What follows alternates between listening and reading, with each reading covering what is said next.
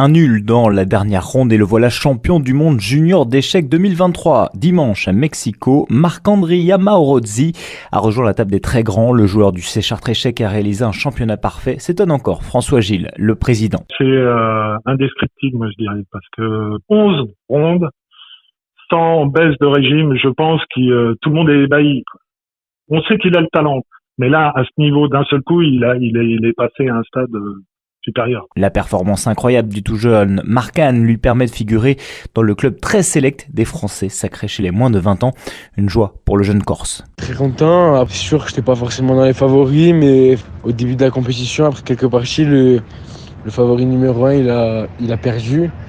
Du coup, après, vraiment, je me suis dit que c'était vraiment possible, quoi. De l'autre côté de l'Atlantique à Chartres, François Gilles n'a rien manqué des exploits du jeune prodige du club.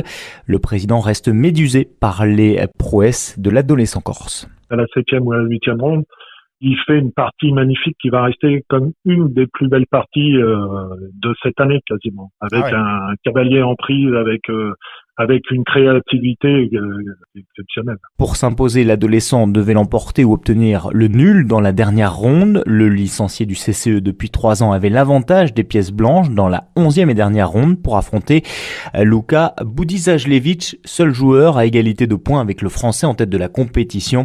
Dans une Sicilienne Rossolimo, le Serbe s'est montré bien préparé. C'était stressant. J'ai essayé de jouer solide pour tenir le match nul, mais c'était pas facile, il y avait un grand jeu, mais finalement ça s'est bien terminé. Avec ce demi-point, le précoce français Marc-André Yamaorozzi, seulement 16 ans, s'empare du prestigieux titre mondial. Après être devenu à 12 ans le plus jeune maître international français et à 14 ans avoir obtenu le statut de grand maître international, il rêve désormais du doublé, peut-être même du titre suprême.